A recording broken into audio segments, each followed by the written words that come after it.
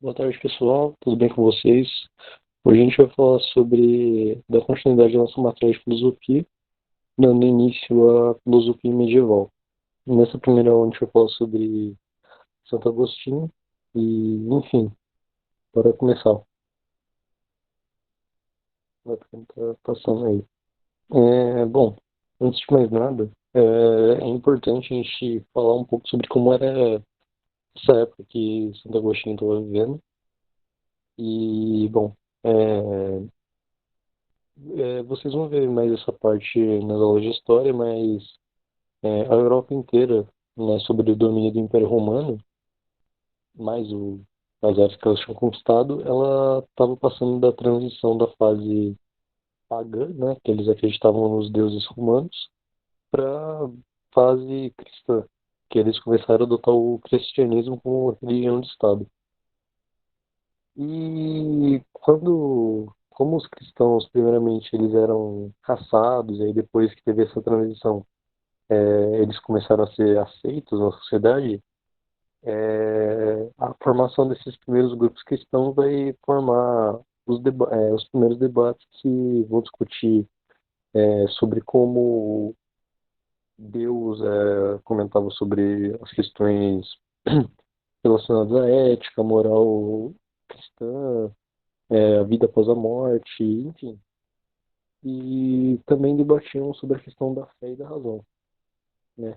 Que até então, a filosofia medieval, ela surge nessa época, só que o que eles vão discutir? Eles vão unir tanto a filosofia clássica, que era a filosofia que a gente vem estudando nas últimas aulas, né? Tipo,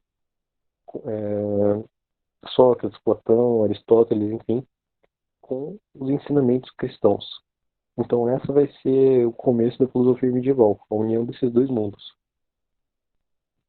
E, bom, esses primeiros idealistas do cristianismo, que eu estava falando, como eles vão associar essas dúvidas, né, esses conflitos filosóficos da filosofia clássica com o cristianismo? Eles vão pegar os ensinamentos dos primeiros pensadores da filosofia antiga, né, e vão usar a base filosófica desses autores como respostas para os debates dentro do cristianismo.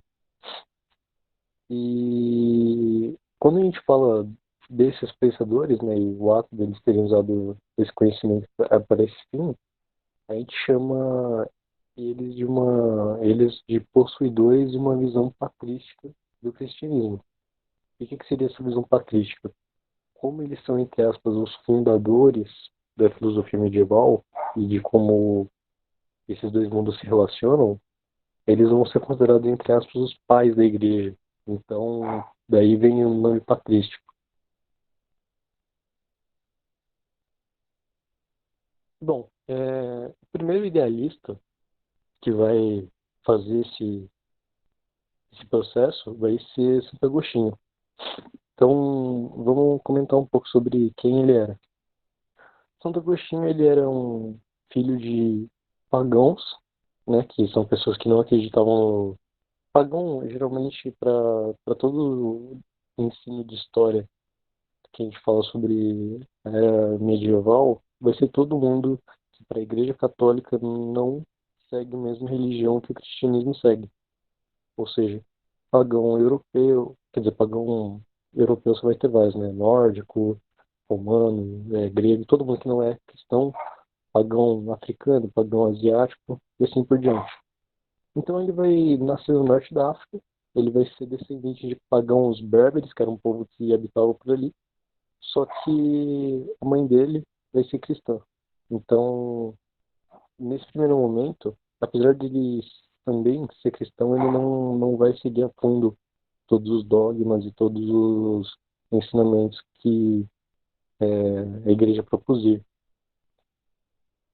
Então, ele só vai se aproximar desses ensinamentos quando ele tiver 17 anos em Roma. Lá ele vai, primeiramente, é, tanto se aproximar mais da filosofia cristã, quanto dos ideais maniqueístas. Aqui eu grifei aqui para vocês lerem. E o que seriam esses ideais maniqueístas? Os ideais maniqueístas, eles basicamente são uma outra forma de dizer dualismo. O que é o dualismo?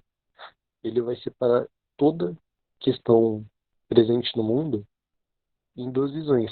Ou seja, bem e mal, Deus e o demônio, ou capitalismo e socialismo. Isso é uma forma dualista da gente chamar as coisas. Você tem um lado de uma coisa e, ao mesmo tempo, você tem o oposto dela. E esse lado maniqueísta que ele vai seguir vai dizer a respeito de que todo o bem está em Deus e todo o mal está no diabo, por assim dizer. E ele vai seguir com esse pensamento até por um grande período, até ele se afastar dessa linha filosófica e se interessar mais pelos ideais dos pensadores clássicos, principalmente o Platão, que na época estava sendo discutido através do neoplatonismo. Quando ele se aprofunda mais nesses ideais, ele vai encontrar algumas respostas para a filosofia cristã que ele tinha surgindo na época. E dentro desses pensamentos, a gente vai discutir alguns aqui.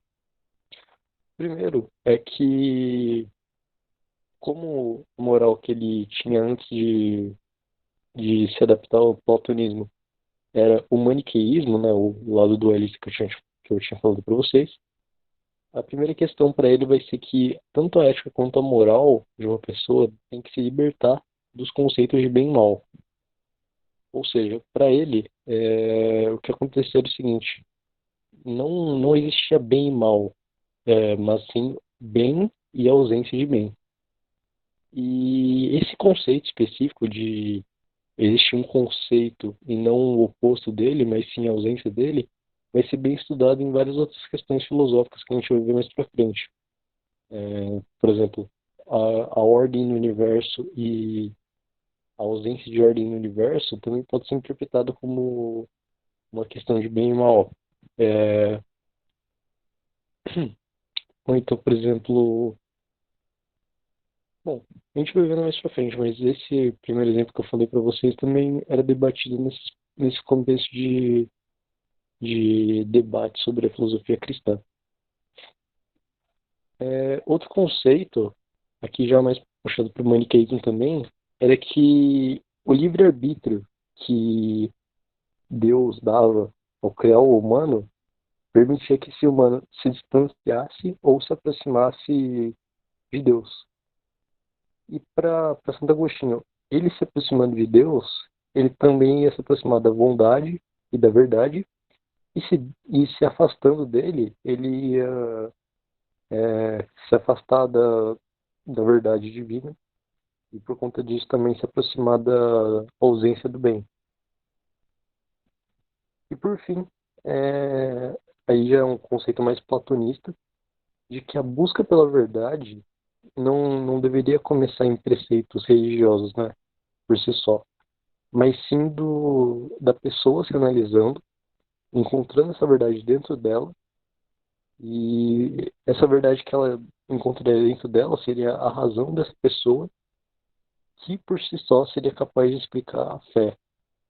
É um conceito meio complicado de entender, se tratando de religião, mas ele vai ser o primeiro pensador que vai unir tanto a questão da fé quanto da razão.